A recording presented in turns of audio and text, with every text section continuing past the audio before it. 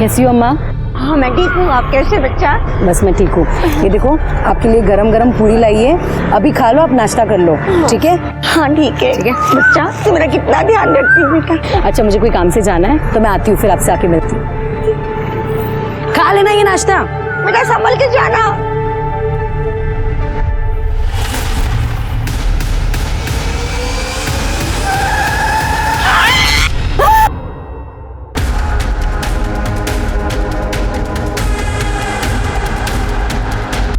Hello police.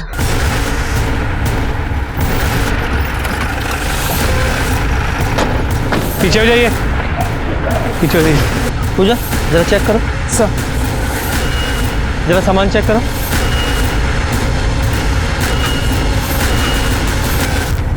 Phone किसने किया था? मैंने किया सर। मेरा नाम सत्यदेव राठी है, ये पास वाली बिल्डिंग में रहता हूँ। रोज की तरह मैं काम पे जा रहा था तो मैंने देखा बूढ़ी माँ खून से लथपथ है, इसलिए आपको फोन कर दिया।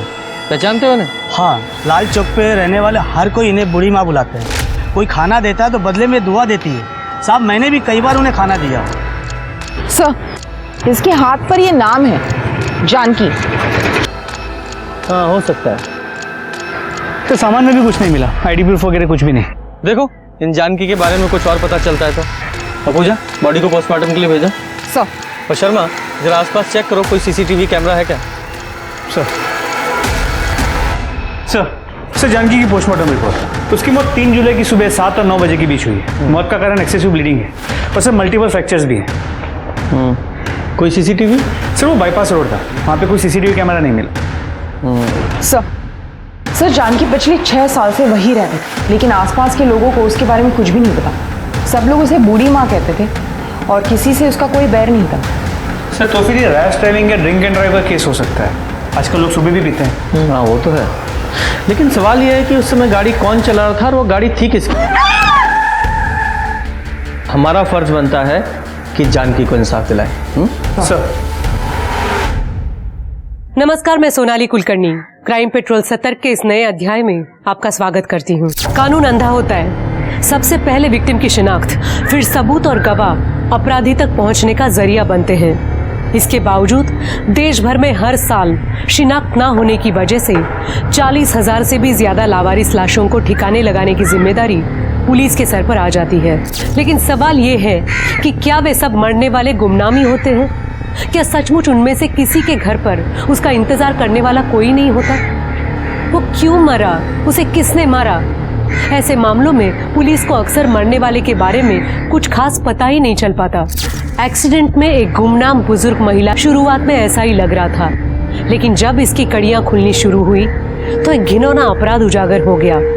एक ऐसा अपराध जिससे हर बाप अपनी बेटी को बचा कर रखना चाहेगा।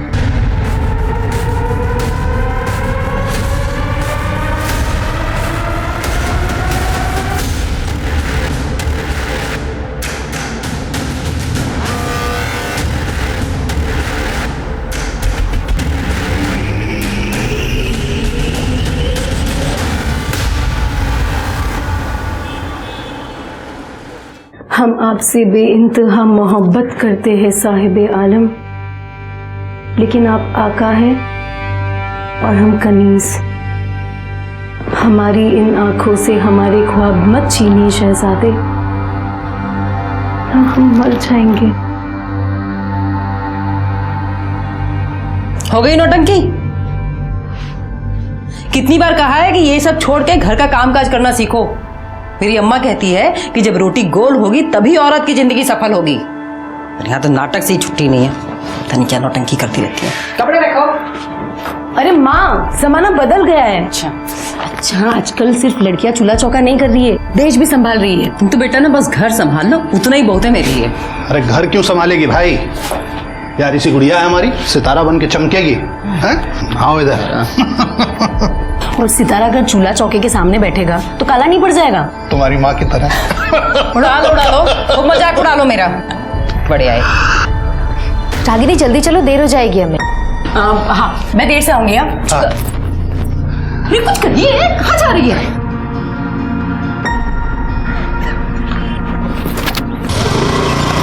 Bye bye. संभल कर जाना। लड़की को ज्यादा छूट दोगे ना तो लोग गाली देंगे। अरे कौन गाली देगा भाई, अब लड़की हमारा नाम रोशन करेगी तब देखना वही लोग ताली भी बजाएंगे।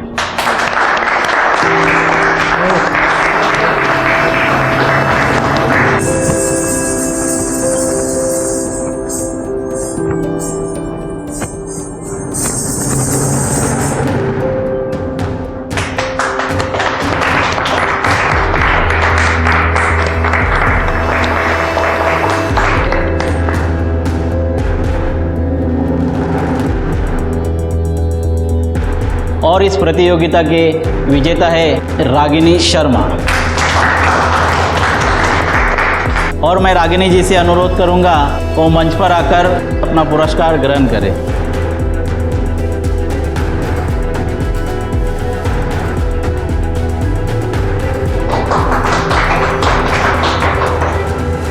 मुबारक। Thank you.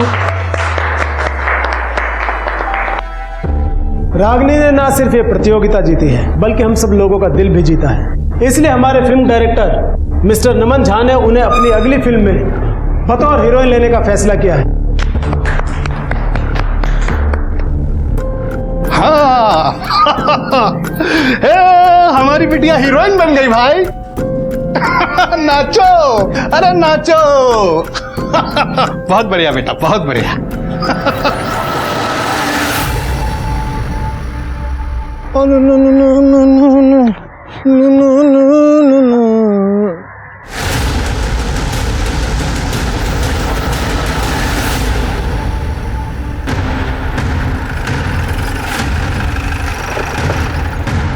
आइए साहब। पूजा जरा चेक करो। सर जरा आसपास चेक करो तुम लोग। इस लड़की की बॉडी का कैसे पता चला?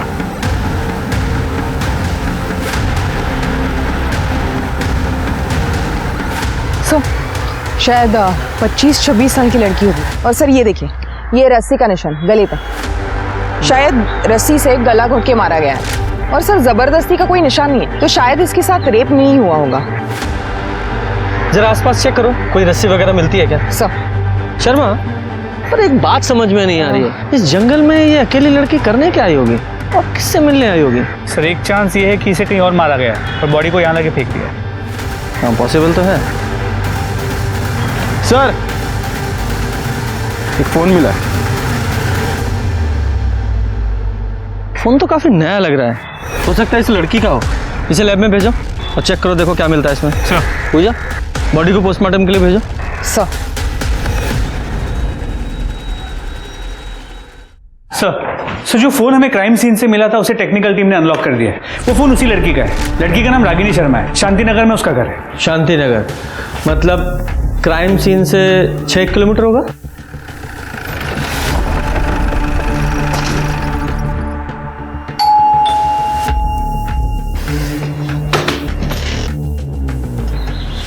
खुला? कोई है? चलो घर चेक करो।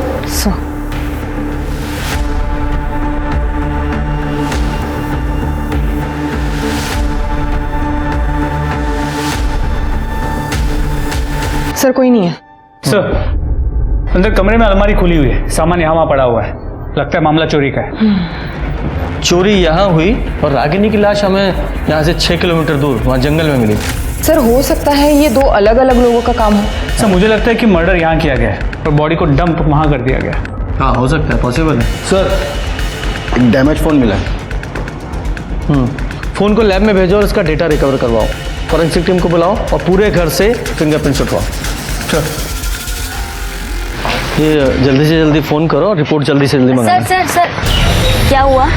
आप लोग कौन है? सर मैं रचना और ये मेरे हस्बैंड है चिंतन। हम यहाँ पड़ोस में रहते हैं। यहाँ जो रागिनी रहती है आप लोग उसे जानते हैं? हाँ सर, हम 3 साल से पड़ोसी हैं, बल्कि मैं तो उसे अपनी बहन मानता हूँ। लेकिन क्या हुआ क्या सर? आपकी मुंह बोली बहन का खून हो गया है और उसकी लाश हमें यहाँ से 6 किलोमीटर दूर झाड़ियों में मिली है।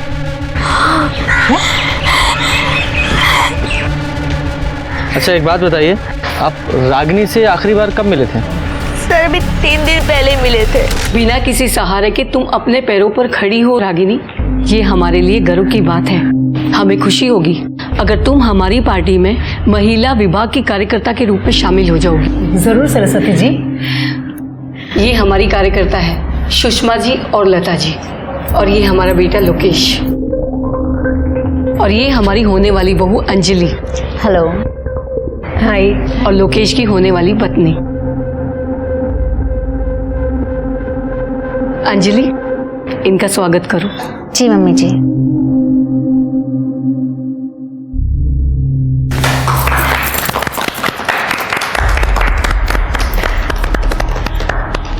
अब हम चलते हैं। चलो।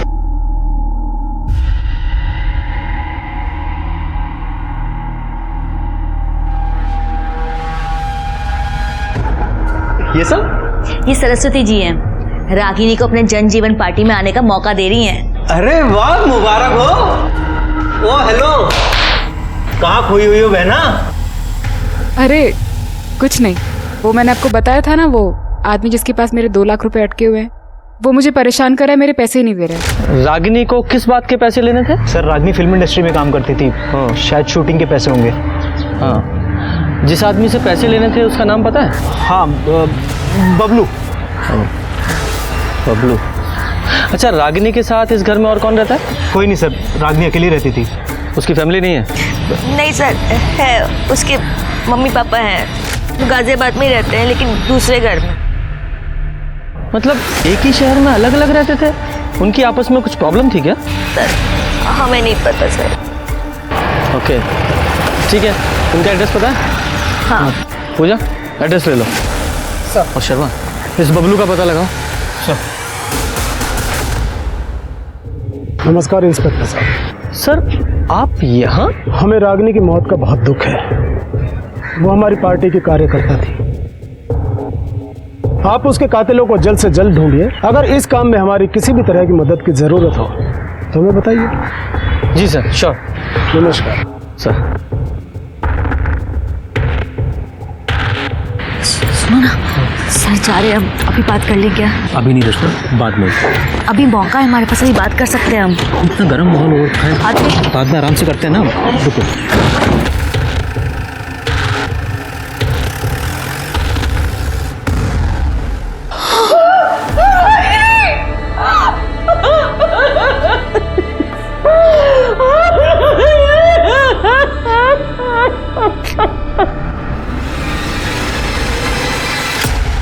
आपकी बेटी से आपकी आखिरी बार बात कब हुई थी? 2 साल हो गए सर। 2 साल? इतना लंबा टाइम क्यों? हमारी बेटी रागिनी को बड़ी हीरोइन बनना था सर। उसने केंद्रीय नृत्य मंदिर की अभिनय प्रतियोगिता भी जीती थी सर। प्रथम स्थान हासिल किया था उसने, और उस मंच से डायरेक्टर नमन झा ने तो वादा भी किया था सर कि हमारी बेटी रागिनी को फिल्म में हीरोइन बनाएंगे। सब कुछ थे सर, हमारी बेटी का सपना पूरा होने जा रहा था। तो फिर ऐसा क्या हुआ था कि आप लोगों ने अपनी बेटी से सारे रिश्ते नाते ही तोड़ लिए? नहीं मारना क्या था? नहीं मत कर। क्यों किया? ये सब करने से पहले मर क्यों नहीं गई? बाबा तो राम से दुनिया की परवाह किए बगैर तुझे तेरे सपने पूरे करने की आजादी दी हमने, और बदले में तूने हमको क्या दिया बेटा? वो ठाकुर हमको बोल रहा था कि कैलाश तुम तो बड़ा आदमी बन गए, तुम्हारी बेटी एक रात का 10,000 रुपया लेती है। मन करता है तुमको जान से मार दे। बाबा, आपने मेरे खातिर इस घर को गिरवी रख दिया था। मैं नहीं चाहती थी कि मेरी वजह से आप लोग के सर से ये छत चली जाए। मुझे जो ठीक लगा मैंने किया बाबा। छत चली जाती बेटा तो कोई बात नहीं थी, जी लेते हम बिना छत के, लेकिन बिना इज्जत के कैसे जिएंगे हम? कर दिया पिंडदान तेरा हमने, हमारे लिए मर चुकी है ये। निकल जा इस घर से, निकल जा इस घर से। आपकी बेटी ने समाज में आपकी नाक कटा दी तो आपने उसकी जान ही ले ली। क्या कह रहे हैं सर आप? उसके सपनों में हम भी उसके साथ थे। हम अपनी इकलौती बेटी को कैसे मारेंगे? हमने ऐसा कुछ नहीं किया था सर। ये अलग बात है कि जब से हमने उसे घर से निकाला था उसके बाद हमने उसकी शक्ल नहीं देखी। ठीक है, शक्ल नहीं देखी। अब ये बताइए कि 8 तारीख को आप कहाँ थे? 8 तारीख को हम घर पे ही थे सर। बाहर ज्यादा आना जाना नहीं होता है, तबीयत खराब रहती है आजकल। साहब, आपसे एक विनती है, आप मेरे बेटे के कातिलों को पकड़ना जरूर। जी हमारी बेटी को इंसाफ दिलाइए सर। सर, रागिनी के कॉल रिकॉर्ड्स, इसके मुताबिक उसकी सबसे ज्यादा बातें 2 लोगों से होती थी। एक उसके नेबर रचना और दूसरा बबलू दुबे। ये वही बबलू दुबे तो नहीं है जिसके बारे में चिंतन ने बताया था? सर लगता तो ऐसे ही है। करता क्या है ये? लड़कियों की दलाली करता है। मतलब ये बात कंफर्म है कि रागिनी प्रोस्टिट्यूशन के बिजनेस में थी? जी सर, अब तक की इन्वेस्टिगेशन में तो यही बात सामने आई है। इस बबलू का बैकग्राउंड चेक किया सर, इसका क्रिमिनल रिकॉर्ड है, रेप केस में अंदर जा चुका है। ये रागिनी ने इसे 2 लाख रुपए भी दे रखे थे और इसका क्रिमिनल रिकॉर्ड भी है। इसकी सर्च कहाँ तक पहुँची? सर उसका फ़ोन अभी बंद है। उसके मोबाइल की लास्ट लोकेशन मेरठ की है। शर्मा, मेरठ गाजियाबाद, किसी भी बिल में छुपाओ, ढूंढो उसे। सर रागिनी की पोस्टमार्टम रिपोर्ट। इस रिपोर्ट के हिसाब से रागिनी की मौत 8 अक्टूबर को शाम 5 से 7 बजे के बीच हुई। पहले उसे एक बेहोश किया गया और फिर रस्सी से गला घोंट के मारा गया। और जब रागिनी की मौत हुई तब वो 3 महीने प्रेग्नेंट थी। क्या? हाँ सर। सर रागिनी प्रोस्टिट्यूशन में थी। ये बच्चा शायद उसके किसी कस्टमर का हो। नहीं पूजा, मुझे तो ऐसा नहीं लगता, क्योंकि जो भी औरतें इस प्रोस्टिट्यूशन के बिजनेस में होती हैं वह सतर्क होती हैं, सेफ्टी का ध्यान रखती हैं। ऐसा हो सकता है कि रागिनी का कोई बॉयफ्रेंड हो, वो उससे प्रेग्नेंट हुई हो और फिर रागिनी ने शादी के लिए उस बॉयफ्रेंड पर दबाव डाला, उसने इनकार किया और मार डाला। सर हो सकता है उसका कोई रेगुलर कस्टमर हो, ये बच्चा उसी का हो और ये रागिनी उस कस्टमर को ब्लैकमेल कर रही हो, इसलिए उसने रागिनी को मार दिया होगा। अब ये पॉसिबिलिटीज तो बहुत सारी हैं। रागिनी से जुड़े जितने भी लोग हैं सबकी डिटेल्स निकालो और ये चिंतन और रचना, उससे भी पूछताछ करनी है। हो सकता है सर, रागिनी का बॉयफ्रेंड उससे अक्सर मिलने आया करता था। लंबा चौड़ा लड़का था, करीब 6 फीट का, बाइक से आता था। बाइक का नंबर याद है? नहीं सर, नंबर तो नहीं याद, लेकिन सर वो हेलमेट पहन के आता था और बिना हेलमेट उतारे अंदर चला जाता था। उसके हेलमेट में ना कुछ स्टिकर सा बना हुआ था, बैलगाड़ी का। बैलगाड़ी? जी, मैंने उससे एक बार पूछा भी था।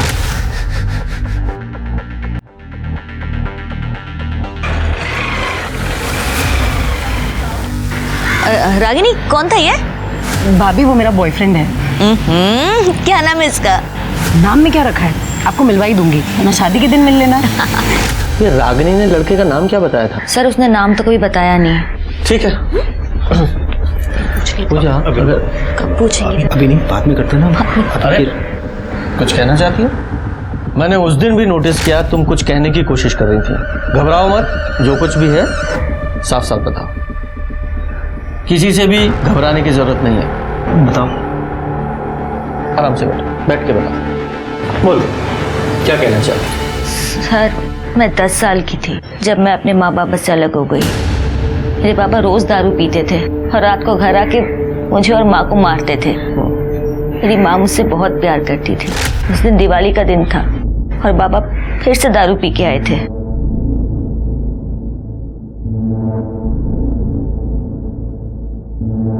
रचना, रचना बेटा, एक काम कर, तू चाचा के घर चली जा और आज रात वहीं रुकना, ठीक है?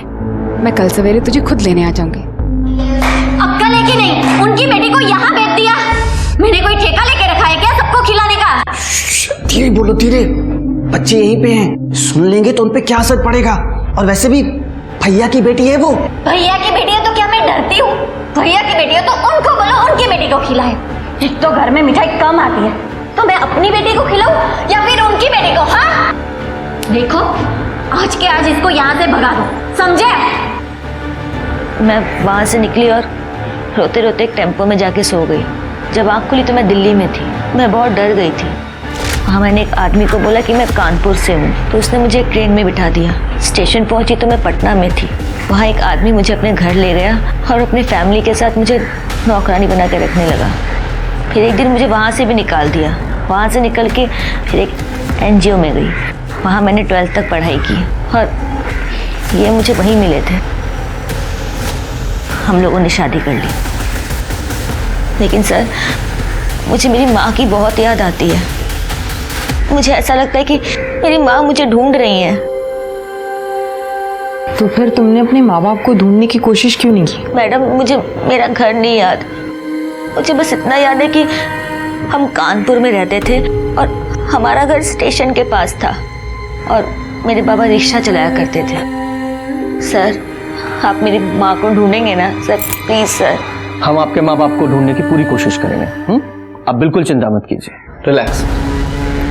पूजा, एक टीम इनकी फैमिली को ढूंढने के लिए लगाओ। जी सर। सर एक मिनट। हेलो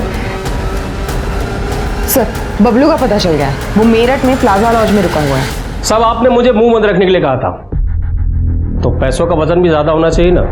अब पुलिस मुझे कुत्ते की तरह ढूंढ रही है। अगर मैं पकड़ा गया तो सब कुछ उल्टी कर दूंगा।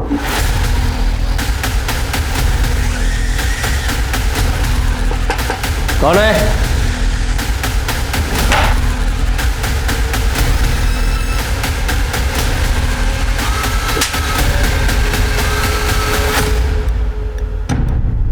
रागिनी को क्यों मारा?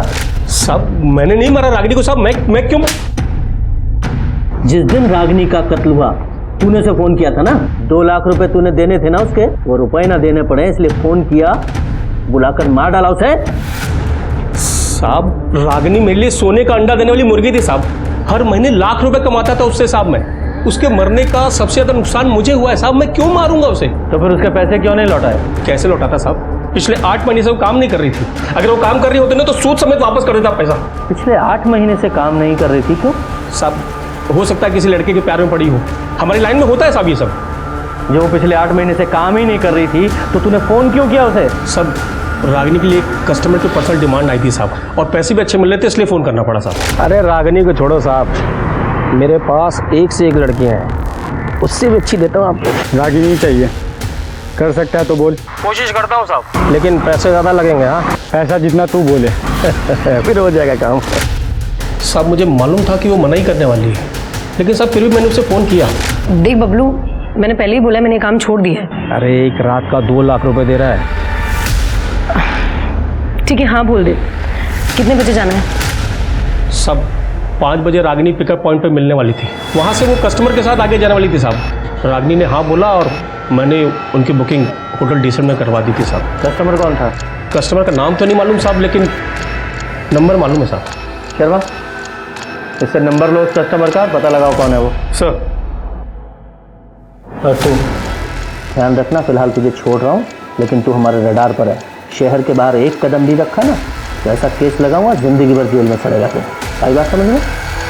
ठीक है शर्मा, इस बबलू ने अभी हमें पूरी जानकारी नहीं दी है, जरा उस पर नज़र रखो, क्योंकि इसकी एक्टिविटी हमें कातिल तक पहुंचा सकती है। सर। और एक बात, इस बबलू से ना एक रागिनी के जितने भी कस्टमर थे सबकी एक लिस्ट ले लो और सबसे बात करके देखो। और वो डिलाइट होटल जहाँ ये रागिनी अपने कस्टमर के साथ जाती थी वहाँ से CCTV फुटेज मंगाओ और चेक करो कि कौन कौन से ऐसे रेगुलर कस्टमर थे जो उसके साथ वहाँ जाते थे। चेक करता हूँ।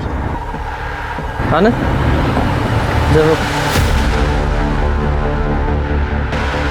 शर्मा, जब भी इस रोड से गुजरता हूँ मुझे वो बुढ़िया माँ थी ना जानकी, उसका वो दर्दनाक हादसा याद आता है। हमें उस केस को कोल्ड केस बना के नहीं रखना है। तुमने बताया था ना उस केस का एक चश्मदीद गवाह, वो लड़का जो फील बेचता था, वो तब से गायब है। पता लगाओ कहाँ है वो? सर, खबरियों ने बताया कि उसे MG रोड पे देखा गया है। MG रोड पे? जरा ढूंढो उसे। सर, जो नंबर बबलू ने बताया था वो इसका है। नाम क्या है तुम्हारा? बाकेला चौधरी। 8 तारीख को मेरा मोबाइल चोरी हुआ था सर, और मैंने कंप्लेंट भी लिखाई थी। ठीक है, तुम जाओ। सर, मैंने होटल डीसेंट में पूछताछ की। 8 तारीख को रागिनी की बुकिंग तो थी, लेकिन वो वहां पहुंची ही नहीं। CCTV footage. सर, ये आदमी देखिए, ये आदमी हर 2 दिन में रागिनी के साथ देखा गया। सर, बबलू ने बताया था कि ये कस्टमर हर दूसरे दिन रागिनी के लिए कॉल करता है। सर, रागिनी ने काम तो बंद कर दिया था, फिर भी ये कॉल करता था। नाम क्या है इसका? आकाश अवस्थी। बुलाओ इसमें। सर। और सुनो, रचना को भी बुलाओ। सर। ये बता, रागिनी को क्यों मारा? मैंने? हाँ, तूने। पहले तूने उसे प्रेग्नेंट किया, जब उसने शादी के लिए दबाव डाला और बच्चा अपनाने के लिए कहा तो मार डाला उसे। मेरा बच्चा? सर, माना मैं उससे रेगुलर मिलने जाता था, लेकिन सर मैंने कभी उसे हाथ भी नहीं लगाया। बेवकूफ समझता है हमें? सर, मैं सच कह रहा हूँ। सर दरअसल मैं इंदौर का रहने वाला हूँ, इसलिए ना यहाँ कोई दोस्त है ना कोई पहचान वाला, बस एक रागिनी थी जिससे बात करके अच्छा लगता था। अगर आप हमें पसंद नहीं करते हो तो हम यहाँ क्यों आते हैं? तुम हमें पसंद हो रागिनी, बस औरत का ये रूप हमें पसंद नहीं। असल में बात यह है कि तुम मुझ में एक ग्राहक देखती हो और मैं तुम में एक अच्छा दोस्त। एक आप हो और एक कुछ नहीं, जाने दो। तकदीर में शायद यूं ही जीना लिखा है। अब तो मौत भी बिन बुलाए आएगी। रागिनी बहुत परेशान थी सर, कुछ तो बात थी जो उसे खाए जा रही थी, शायद फंस गई थी जिस्म फरोशी के दलदल में। लेकिन हमें पता चला है कि तू उसके घर भी आता जाता था। नहीं सर, मैं कभी उसके घर नहीं गया, मेरे पास तो उसका फ़ोन नंबर तक नहीं है, तो घर का पता मुझे कैसे मालूम होगा? मैं तो हमेशा उसे बबलू के थ्रू ही मिला हूँ। पूजा, हाँ तुम मिस्टर आकाश अवस्थी इस हेलमेट को पहचानते हो? तुम्हारा है ना? नहीं सर। पहनो इसे।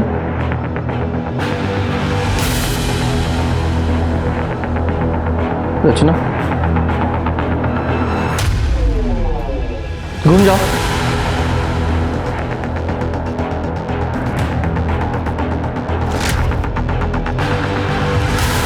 वहां तक जाओ और वापस आओ। वापस आओ।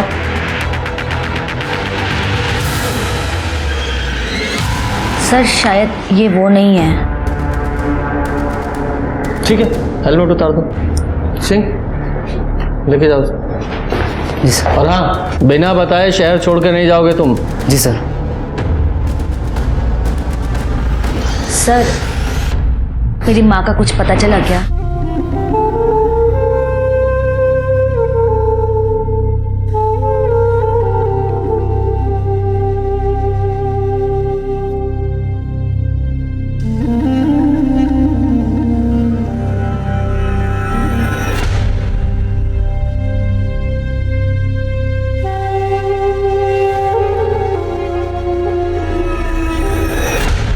सर ये तो वो बूढ़ी माँ है ना जो लाल चौक पे बैठती थी।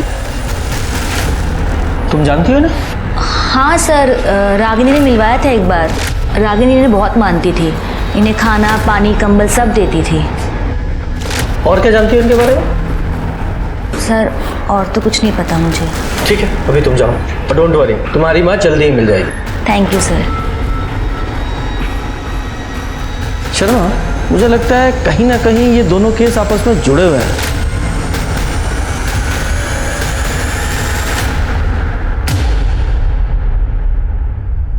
हर मुमकिन कोशिश के बावजूद असली कातिल पुलिस के हाथ नहीं आ रहा था। 3 महीने पहले जिस रागिनी उस बूढ़ी माँ की हर तरह से सेवा करती आई थी, तो क्या जानकी के साथ हुए हादसे की कोई कड़ी रागिनी मर्डर से भी जुड़ी हुई थी? रागिनी के मर्डर के 2 हफ्ते बाद भी हत्यारा पुलिस की गिरफ्त से कोसों दूर था। फिर एक दिन पुलिस के हाथ एक ऐसा पुख्ता सबूत लग गया जो कि इस केस में एक नया मोड़ ले आया। सर, रागिनी के घर से जो फोन मिला था उसका डेटा रिकवर हो गया। ये देखिए।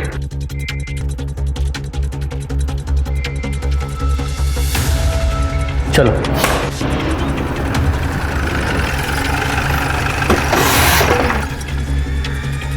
ये देखिए सर।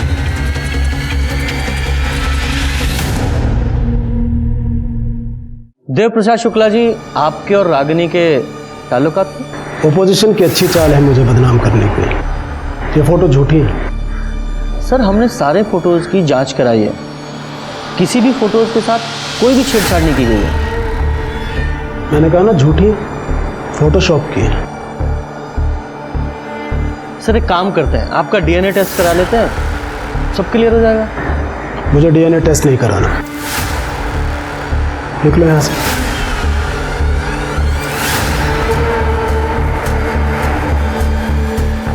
हाँ इंस्पेक्टर, तुमने वो हाथी और चींटी वाली कहानी सुनी है ना? चींटी अपने दायरे में ही रहे तो अच्छी है।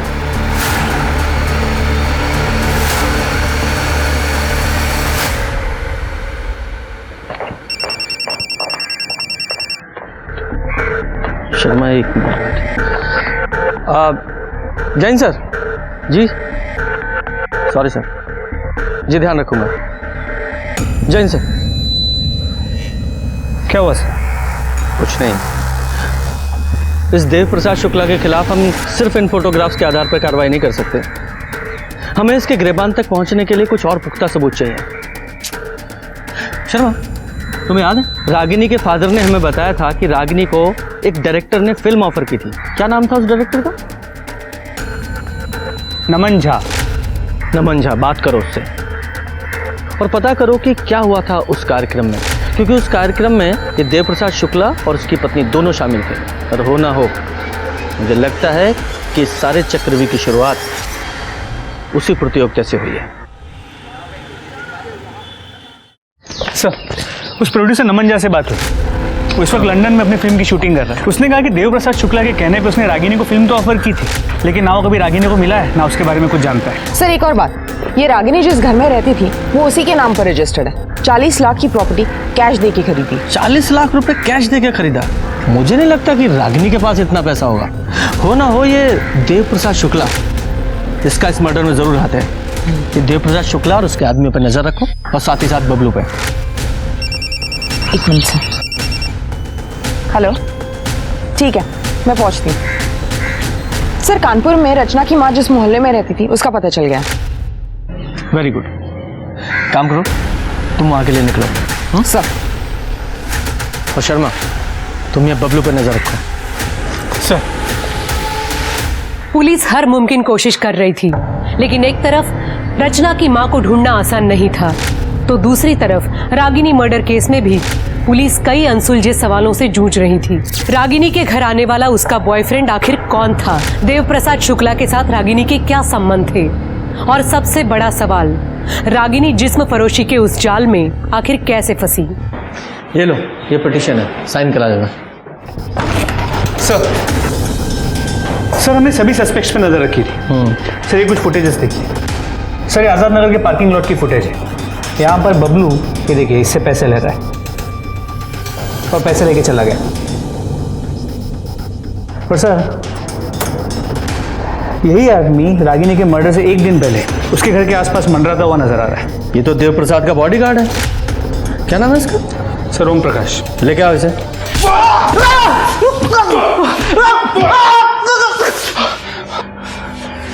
देख, बबलू ने अपने सारे गुनाह कबूल कर लिए और यह भी कबूल किया है कि तूने उसे चुप रहने के लिए पैसे दिए थे। और हम जानते हैं, ये बात अलग है कि वो डायरेक्ट तूने पैसे नहीं दिए थे, किसी और ने दिलवाए थे। और रागिनी के मर्डर से पहले तू उसके घर के आसपास मंडरा रहा था। सीसीटीवी फुटेज है हमारे पास जिसमें तू साफ नजर आ रहा है, और तेरे फोन की लोकेशन और तेरे कॉल रिकॉर्ड्स भी है हमारे पास कि तूने कब कब रागिनी को कॉल किया था। सब दर्ज है हमारे पास। बोल। साहब, ये बात सच है कि मैं उसके घर के पास गया, लेकिन साहब आज तक मैंने उसको फोन नहीं किया कभी। मैं जानता हूं कि तूने कभी रागिनी को कॉल नहीं किया, और मैं ये भी जानता हूं कि तेरे फोन से रागिनी को कौन फोन करता था। मैं सिर्फ तेरे मुंह से उसका नाम सुनना चाहता हूं। देख, सरकारी गवाह बन जा या फिर सारी जिंदगी जेल में सड़ना, चॉइस तेरी है।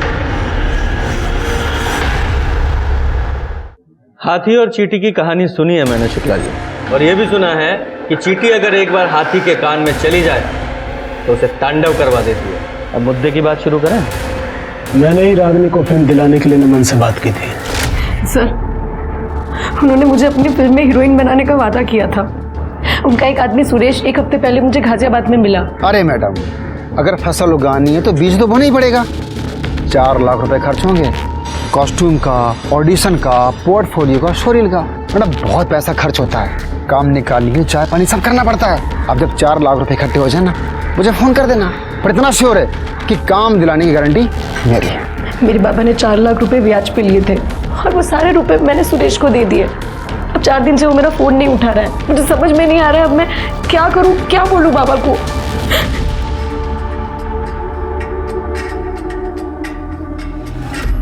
रो मत रागिनी, मैं तुम्हारे पैसे दिलवाऊंगा, मैं तुम्हें हीरोइन बनाऊंगा। मैं हूं ना, परेशान मत हो।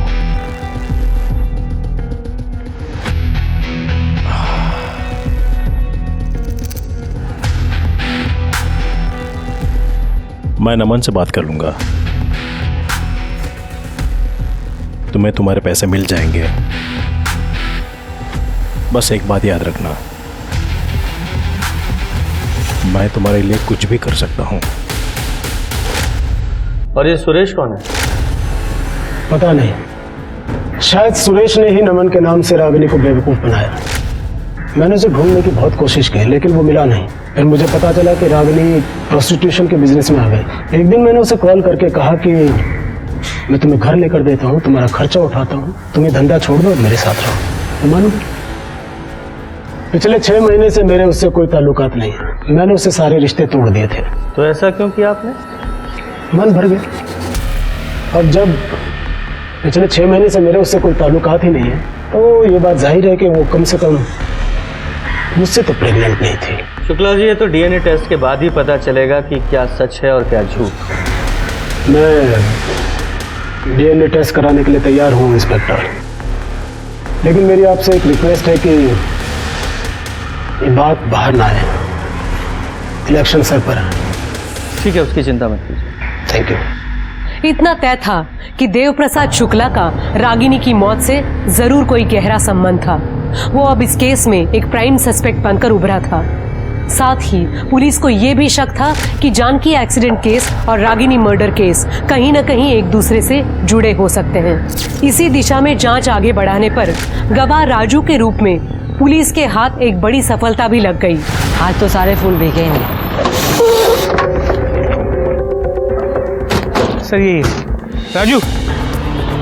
हाँ साहब। राजू बेटा, तुम पहले ये फूल लाल चौक पे बेचा करते थे ना?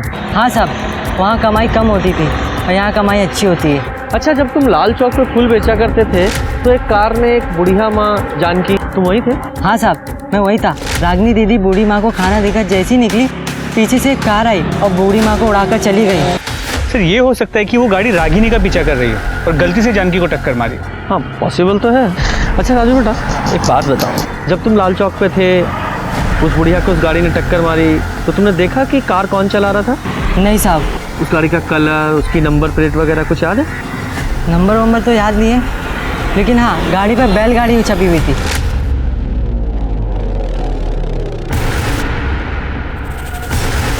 शर्मा, ये दोनों केस एक दूसरे से जुड़े हुए हैं। वो बैलगाड़ी का निशान रागिनी के बॉयफ्रेंड के हेलमेट पर भी था। जी सर। हाँ, यही बैलगाड़ी थी।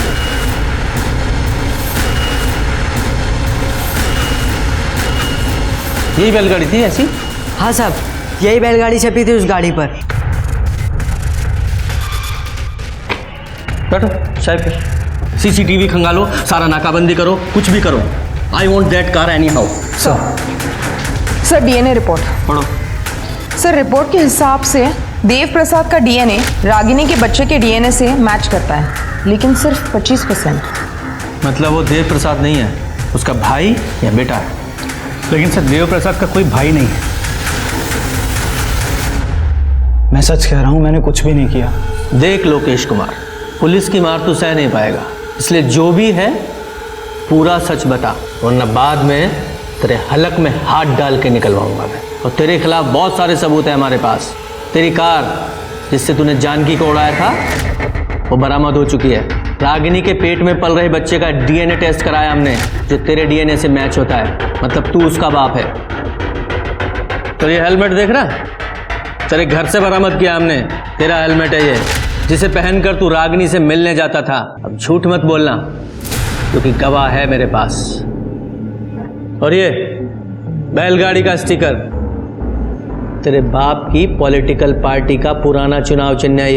ये बात भी हमें पता है, जो तेरी गाड़ी और हेलमेट दोनों पर है। बताता हूँ सर, सब बताता हूँ। रागिनी मेरे घर आया करती थी पापा से मिलने, तभी मैंने उसे पहली बार देखा। हमारे बीच बातचीत चालू हो गई। वो मुझे अच्छी लगती थी सर। रागिनी पापा के जाल में फंस चुकी थी, ये बात मैं जानता था, इसलिए मैं उससे छुप छुप के मिलने लगा।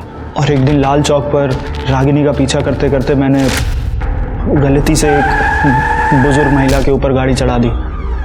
बाद में जब मुझे पता चला कि रागिनी और पापा के बीच सारे रिश्ते ख़त्म हो चुके हैं, तो हम फिर मिलने लग गए, बातें करने लग गए।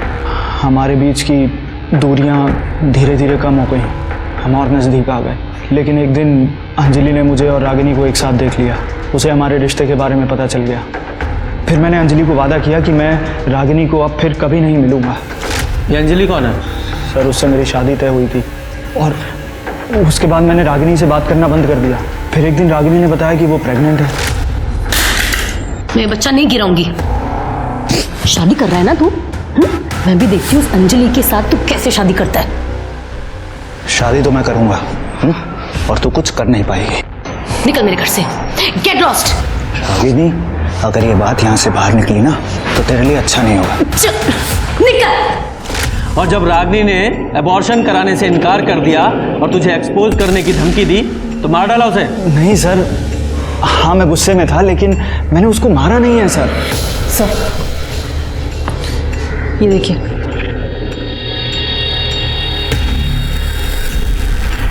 तूने नहीं मारा ना रागिनी को?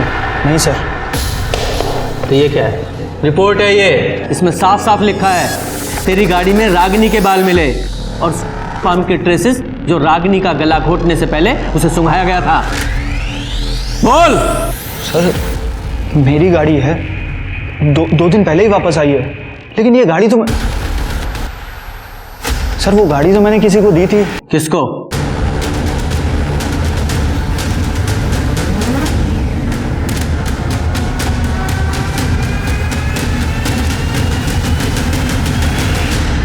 तो मैडम अंजलि, तो शुरू से बताओ, बोलो बोलो। सर लोकेश और रागिनी को रंगे हाथों पकड़ लिया था। लोकेश ने मुझे प्रॉमिस किया था वो उससे कभी नहीं मिलेगा, लेकिन फिर भी वो उससे मिलने गया। मैंने उसका पीछा किया, वो रागिनी के घर के अंदर चला गया, मैं वहीं खड़ी थी। कुछ देर बाद वो वापस आया।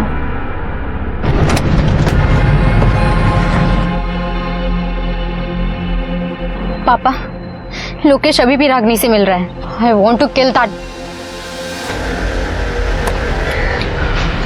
रागिनी से छुटकारा पाना चाहती हूँ? मैं मदद कर सकता हूँ। कितने पैसे दे पाओगी? जो तुम बोलो। कितने में डील हुई थी? 10 लाख। कौन था वो आदमी? उससे पहले मैंने उसे कभी नहीं देखा था। तुमने उसके साथ 10 लाख रुपए की डील की और तुम्हें पता ही नहीं वो कौन आदमी था? बेवकूफ समझाया मैं? जब डील की थी तब तो शक्ल देखी थी ना? स्केच बनवा सकती हो? जी सर।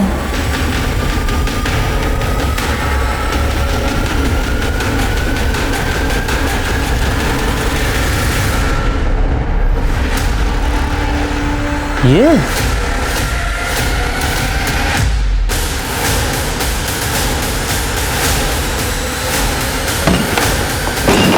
पूरे घर की अच्छे से तलाशी लो, कोई भी कोना छूटना नहीं चाहिए। सर आप लोग यहाँ पर, क्या हुआ है सर? चिंतन कहाँ है? चिंतन तो घर पे नहीं है, लेकिन क्या हुआ? अभी पता चल जाएगा क्या हुआ है।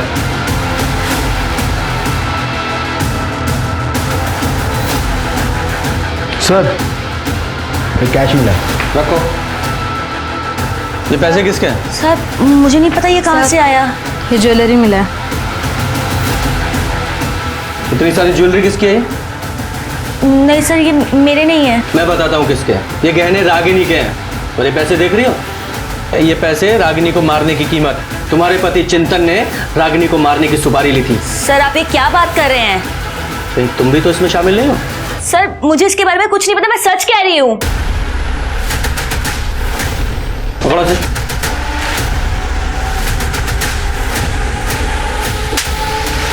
रागिनी को क्यों मारा तूने? तू तो उसे बहन मानता था ना? सब दिखावा था सर, पैसे नहीं थे मेरे पास। जानती थी वो मेरा मकान बिकने वाला था, ये भी पता था उसको। किस्त चुकाने के पैसे नहीं थे मेरे पास और जिससे उधार लिया था वो घर तक आ गया था उस दिन। सलीम भाई, मैं आपके पैसे पक्के से लौटा दूंगा, मुझे बस थोड़ी और मोहलत दे दो, बस 1 महीना। और अगर 1 महीने बाद भी पैसे नहीं आए तो ये घर तो बिकेगा ही, इसके साथ साथ तू भी दुनिया से उठ जाएगा। भैया ये कौन था? इन्होंने उनसे पैसे लिए थे बिजनेस के लिए। बिजनेस तो डूब गया, अब अगर पैसे नहीं लौटा पाए तो जान से मारने की धमकी दे रहे हैं। रागिनी, तेरे पास कुछ पैसे हो तो मैं लौटा दूंगा। भैया सच में मेरे पास कुछ भी नहीं है। एक से आने वाले थे लेकिन वो भी अटके पड़े हैं। झूठ बोल रही थी वो। मिस्टर शुक्ला साहब के बहुत एहसान थे उस पर। लोकेश का भी उसके घर पे आना जाना था, पैसे तो थे उसके पास।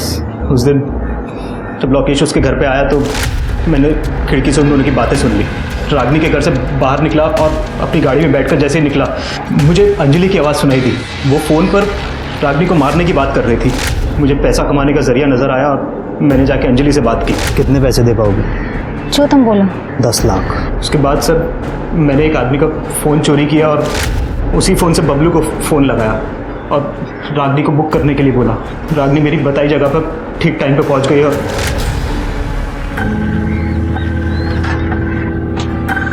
अरे चिंतन भैया, आप मुकेश की गाड़ी में? हाँ, उसी ने भेजा है मुझे।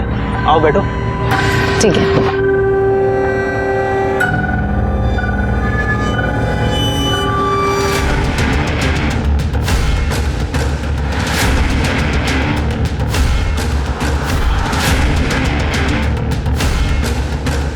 रागिनी को मारने के बाद मैंने उसके पर्स से उसके घर की चाबी निकाली और उसके घर जाकर अलमारी से सारे गहने और पैसे चुरा लिए। तूने सिर्फ रागिनी का ही कत्ल नहीं किया, बल्कि भाई बहन के रिश्ते का भी कत्ल कर डाला। चिंतन को रागिनी के खून के इल्जाम में उम्र कैद की सजा सुनाई गई। वहीं रागिनी की हत्या में भागीदार अंजलि को भी गिरफ्तार कर सलाखों के पीछे भेज दिया गया। साथ ही लड़कियों को जबरदस्ती जिस्म फरोशी के दलदल में उतारने वाले देव प्रसाद शुक्ला और बबलू को भी सख्त सजा हुई। लोकेश को भी कड़ी सजा सुनाई गई। सर फाइनली केस तो खत्म हुआ? नहीं शर्मा, अभी केस खत्म नहीं हुआ है। एक बड़ा काम करना भी बाकी है।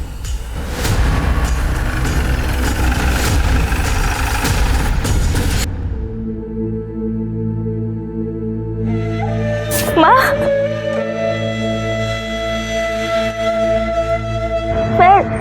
रचना,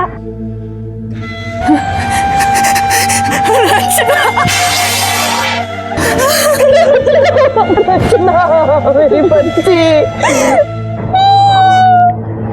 तू कहाँ चली गई थी रचना? माँ को छोड़ के कहाँ चली गई थी? लड़कियों को भी महत्वाकांक्षा और सपनों के पंख लगाकर उड़ान भरने का उतना ही हक है जितना कि लड़कों का। लेकिन समाज में लड़कियों को अब भी उपयोग और उपभोग की वस्तु समझने वालों की कमी नहीं। ऐसे लोग बड़े शातिर तरीकों से मासूम लड़कियों को लुभाने की कोशिश करते रहते हैं। रागिनी के साथ शुक्ला और बबलू ने यही किया। लेकिन रागिनी की मौत के 3 महीने बाद पुलिस ने न सिर्फ बुजुर्ग महिला की, इस मामले में दोषी चिंतन की पत्नी रचना को 20 साल पहले बिछड़ी उसकी मां से मिलाकर मानवता की मिसाल कायम की, जिसके लिए हमारी टीम उन्हें दिल से सलाम करती है। अपनों की बजाय गैरों पर जरूरत से ज्यादा भरोसा कितना खतरनाक साबित हो सकता है, वो रागिनी के केस को देखकर समझा जा सकता है। उसने माँ बाप को छोड़कर जिस चिंतन पर भरोसा किया, उसी ने उसे शर्मसार कर दिया। अपने परिवार में उम्र और अनुभव में बड़े और तजुर्बेकार लोगों की अहमियत को समझें और उनसे सलाह लेने में जरा भी न हिचकिचाएं। अब मैं सोनाली कुलकर्णी आपसे विदा लेती हूँ। फिर मिलेंगे क्राइम पेट्रोल सतर्क जस्टिस रीलोडेड के एक नए केस के साथ। तब तक अपना और अपने परिवार का ख्याल रखें।